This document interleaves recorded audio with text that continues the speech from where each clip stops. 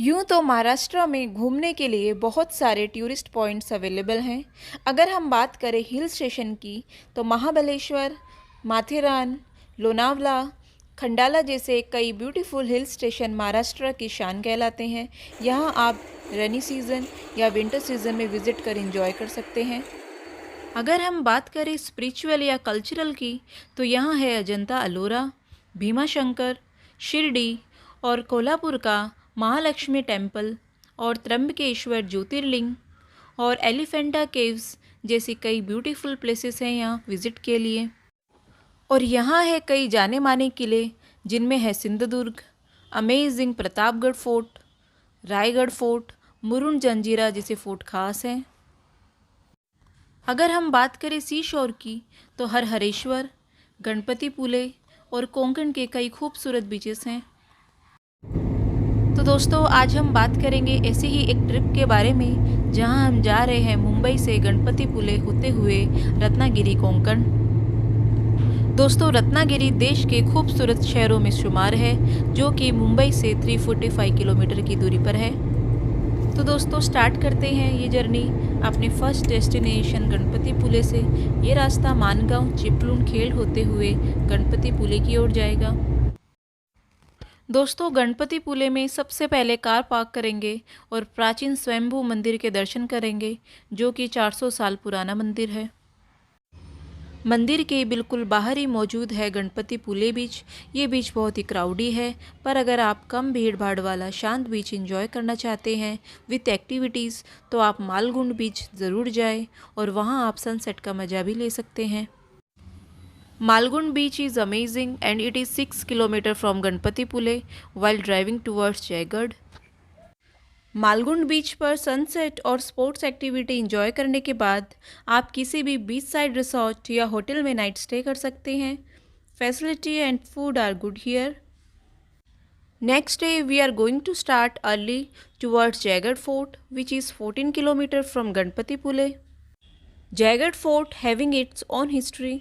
ये fort 16th century में बीजापुर के राजाओं ने बनवाया था जिसके ऊपर बाद में पेशवाओं का और अंग्रेज़ों का अधिकार रहा। After visiting this fort and clicking some photographs here, now we are heading towards the beautiful city of Ratnagiri. While going to Ratnagiri from Ganpatipule via coastal road, the experience is amazing and undescribable. The seashore are so beautiful and calm that you can't forget it in your years to come.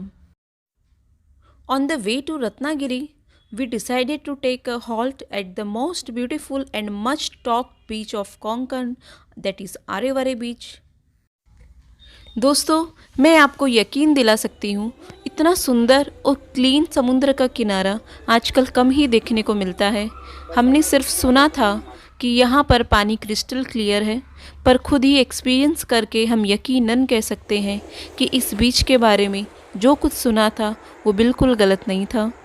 ये बीच इतना untouched है कि हमें यहाँ पर कई छोटे छोटे समुद्री जीव, जेलीफिश, स्टारफिश देखने को मिले जो कि बहुत ही शानदार एक्सपीरियंस था। It is a white sand and clean beach. Water is very clean and transparent and less crowdy.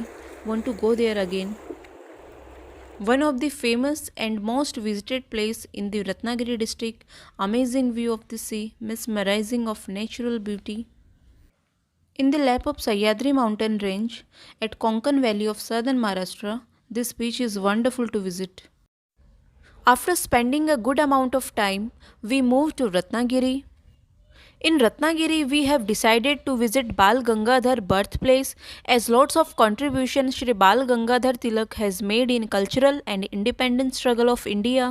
बहुत सारे लोग जानते होंगे पर फिर भी मैं आप लोगों को बताना चाहूँगी कि गणेश चतुर्थी में गणेश प्रतिमा की सार्वजनिक स्थापना और धूमधाम से मनाई जाने का श्रेय तिलक जी को ही जाता है। तिलक जी ने इसके ज़रिए समाज के सभी वर्गों को स्वतंत्रता संग्राम में जोड़ने का काम किया था। मैं बाल गंगाधर तिलक जी के बारे में आपको एक और इंटरेस्टिंग फैक्ट बताती हूँ। यूँ तो खो खो का खेल मराठाओं द्वारा छत्रपति शिवाजी महाराज के समय से खेला जा रहा है जिससे कि शरीर में चुस्ती फुर्ती बनी रहे। यही कारण है कि मराठा योद्धा छोटी संख्या होने के बाद भी छापामार युद्ध में इतने माहिर थे कि मुगलों को कई लड़ाई में धूल चटाई।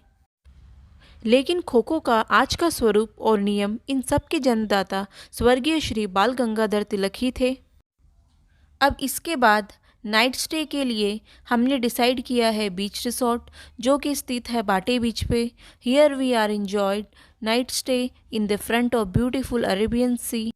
Next day, early morning, we have started towards Ratnagiri Fort.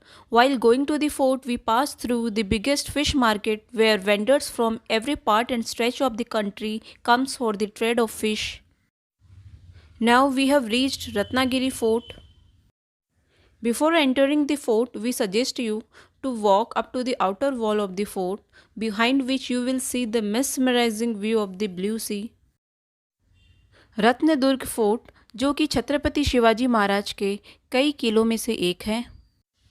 ये फोर्ट रत्नागिरी का मेन टूरिस्ट अट्रैक्शन है, जिसे भगवती फोर्ट भी कहा जाता है। इस मैप के ज़रिए आप देख सकते हैं कि ये फोर्ट तीनों साइड से अरेबियन सी से घिरा हुआ है और इसके एक तरफ है light house which is worth visiting. This fort is located 2 kilometre from Ratnagiri. The fort is a main tourist attraction due to the Bhagwati temple inside the fort. दोस्तों, अब हम चलते हैं मांडवी बीच पर। Mandvi beach is very famous in Ratnagiri, a must visit beach if you are in Ratnagiri city. Mandvi beach, also known as Gateway of Ratnagiri, a perfect view of Konkan can be captured from here. Best time to visit this beach at evening and night. It's beautiful and peaceful location.